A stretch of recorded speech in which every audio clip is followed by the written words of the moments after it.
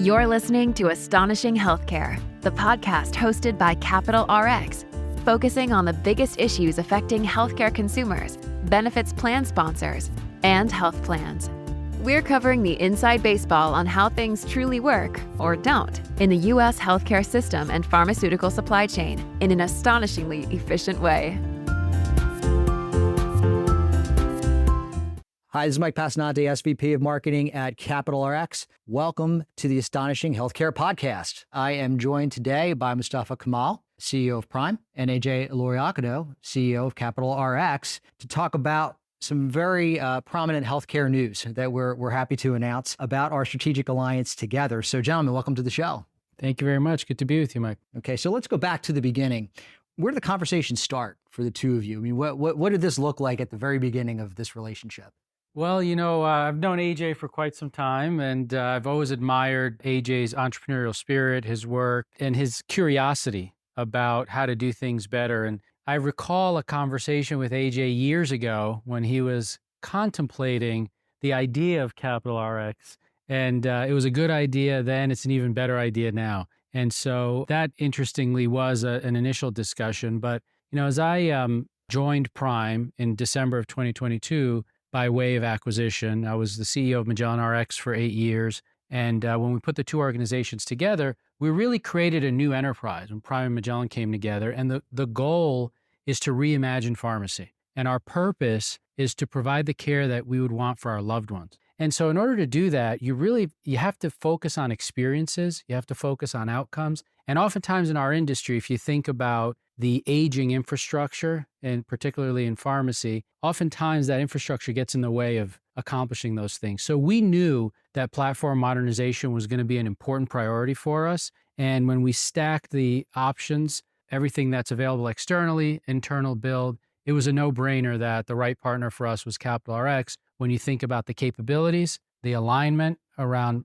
vision and mission and key principles, and it also helps that there's a level of trust in our relationship as well. So that's how it started and how we got here from my viewpoint. Yeah, I mean, it's always nice when you know someone and you enter into any long-term partnership. And I often say healthcare is a very small community that has a very large audience of users. So it was very, helpful that I knew Mostafa as well as his colleagues, and there was a comfort level there that we had worked together in partnerships before, coming together with the Judi licensing arrangement. And so for us, it was a very easy decision, back to this concept of having alignment and working with someone that you trust and you share a vision with. Excellent. And so we got up to this point where you've known each other, you've had these conversations. What really made each of you say, yes, this is the right time for this strategic alliance to happen? From our standpoint, there's the need, and the desire to move forward, to move our industry forward. And then there's the technical components of putting the right kind of deal together. And so I talked about the importance of having the right platform to enable our vision and to accelerate the transformation that our industry so desperately needs. And then when it came down to finding the right partner, we sat down and initially talked about the capabilities of Judi. And when we think about how Judi was built to integrate all the workflows of PBM in an efficient way with a team that's been dedicated to this mission for more than half a decade now, it shows when you look at the platform and when you examine it, and the team's willingness to answer all of our questions and pressure test and do all the things that big companies need to do in order to feel comfortable with the technology. Then it comes down to alignment on principles and values. Are we aligned in terms of what we're trying to deliver to the marketplace? Are we aligned in terms of how we want to take care of clients and patients? And are we aligned in terms of how we treat people, which is incredibly important? What do you do when you have a disagreement? What do you do? How do you handle that? And throughout the entire process of putting this deal together, AJ and I spent hours and hours on the phone, just first principles. Hey, we know we want to get to the finish line on this. Let's just attack any challenges and issues in a thoughtful and collaborative way. And that spoke volumes. And so it gave us a lot of comfort in moving forward with this partnership. Yeah, I mean, I remember one of our first meetings together. We must have spent, 3, 4 hours just talking about the industry. Where is the industry heading? What's important to create better care, better patient engagement? It's great when you have someone who shares a similar vision. It's very, very important at the start. And I think this was one of the things that helped both organizations work so well together. So we couldn't be happier about the partnership. And this is not an ordinary partnership because both organizations have skin in the game. There's ownership stake, there's exclusivity. Talk to us a little bit about that. Do you want to start out, Mostafa?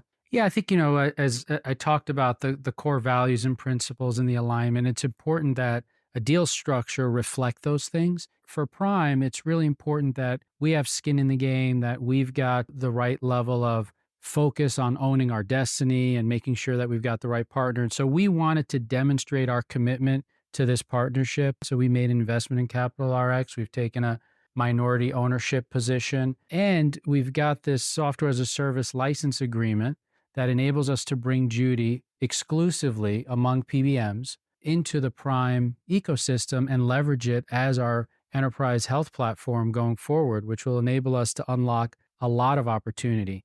And when I think about the relative distinctive competencies of the organization, it's astonishing to me.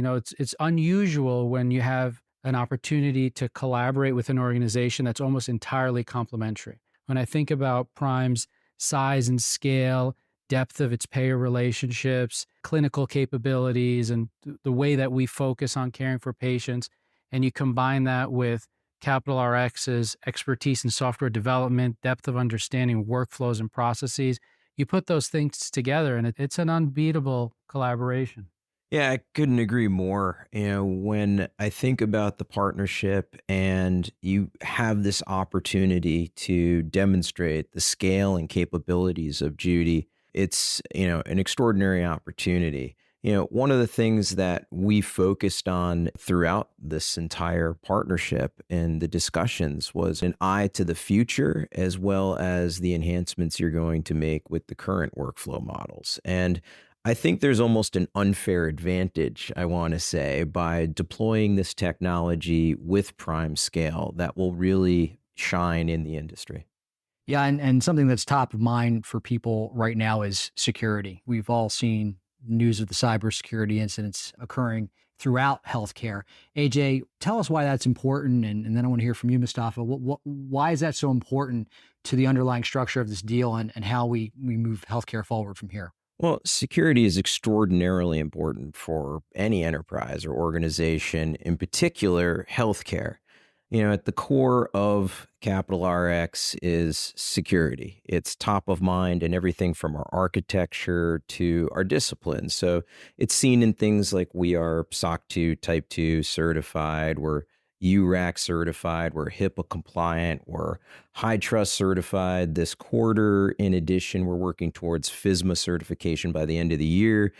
At the heart of all of our disciplines is NIST, National Institute of Standards and Technology, 853. I think we're on Rev 5 at this point. The original framework was released in 2014. I think by 2016, it really became the industry standard for cybersecurity. And for us, it's embracing these principles in everything we do, from our architecture, from our compliance to our workflow management. And this was very important. The other thing that we like to always focus on is we do use AWS and make extensive use of Lambda.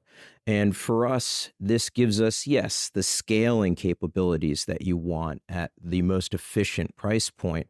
But in addition, it's the security. And the example I always like to give is, if you think about it, an organization like Netflix, they have the size and the scale to build out their own infrastructure, clearly, but they chose to use AWS, not just because it uses the scale, but think about it. There's only been one known disclosure of any type of malware on AWS, and that's an extraordinary accomplishment when you think about the size and the scale of that organization. In addition, multiple members of the intelligence community for the U.S. government operate on AWS. Again, I think security's become an arms race on some level. And to be frank, I think there's only one or two organizations that truly can compete at this level to provide the security you need for but a massive organization such as Prime. Yeah, and it's funny. People say that PBM has a lot of acronyms. I mean, the stuff that AJ just rattled off. It seems like every month, every quarter, there's a new standard, and you've got to keep up. I agree with AJ's perspective. It is an arms race out there, and medical health information is incredibly valuable on the dark web. And so when you think about the arms race between the good guys and the bad guys, it's so essential that we protect the health information of our patients as if it were our own family members. And I think that becomes very expensive, very challenging, and a full-time job when you're doing it on legacy systems, on-prem infrastructure, and the added benefit to the security posture with Judi is I think we leapfrog a lot of the standards that AJ mentioned come to us as part of the platform. And that's certainly one of the many benefits of operating with the type of security that we do. What other benefits do you see coming to your members as a result of this partnership? Well, I think that there are a few things. I view there's benefit to our employees. As you think about a call center agent or a prior authorization, a pharmacy tech or a pharmacist who's working a prior authorization, a lot of times you've got to go to 3 and 4 and 5 different screens and documents to be able to answer a simple question. And that's just a function of the fact that these systems were created a long time ago and they were created separately and they didn't contemplate integrating these workflows. Formularies were developed and then specialty pharmacy was developed. And so when you take a step back and you think about a single platform that's web-based where you're not logging into a green screen and you've got things you can click on and buttons and whatnot that could answer the questions that you have, that a patient has while they're on the phone with you, that improves not only the member experience, but it improves the employee experience. And I think that allows our people to operate at the top of their license. I think that's an important benefit that I see internally for Prime and to our members. Importantly, as we think about transforming this business, we need to deploy innovative products and solutions much more rapidly. And we can't have, 6, 7, 8 months to implement and test something. We want to be able to deploy solutions more quickly. Judi enables us to do that, gives us the opportunity to do that at scale across our client base. And then the third bucket, I'd say, is when you think about the complexity of the regulatory environment, at the state level, different state regs, and you've got to comply with all these things, being able to do that in a scalable way across the book of business clearly saves a lot of money and administrative costs, which will help us continue to be and become even more competitive in the marketplace to retain and win business. That just scratches the surface, Michael. Yeah. Well, how would you answer that, AJ? Well, I think one of the guiding principles always for us when we're developing features or functionality is do more with less. And, it's not so much that you want to be focused on velocity and the count of transactions. You want to be focusing high quality interactions with the people and the events that need the time. So if you think about it, back to something like prior authorization, if you could focus on the 1 or 2 that might require more high touch or better intervention or the ability to work with the patient as well as the prescriber, that's a very valuable moment versus the other 500 that might be moving through the queue, where you can obviously layer in more efficiency and to make a better work experience, not just for the service member that is taking care of those events, but when you do need to apply high touch. I think that is absolutely critical in any workflow. I don't care if it comes down to reimbursing a pharmacy or working with a plan sponsor or their members. I think the time that you want to spend that is high quality is critical to creating a better service level and a better service experience. Yep, absolutely. AJ, I spend time here in the office with you, and I know you talk to a lot of people. I'm curious what the market is saying to you since this deal's occurred. Well, I think we have created lots of believers overnight where, it's hard when you get into what I call like the geeky space of unit economics and cost of compute or cost of administration. And I feel like our industry is already so complex with its share of acronyms or its workflow and administrative complexities. But what I try and, have people understand is very simply, any service you're providing has a cost. There's a gross and a net to any service. And if you can pull down administrative costs and create a better work experience, you're going to have an unfair advantage in market. And we had seen this in our own book of business. One of the things that we're thrilled about with the collaboration and partnership with Prime is to take this on a scale we never dreamed possible.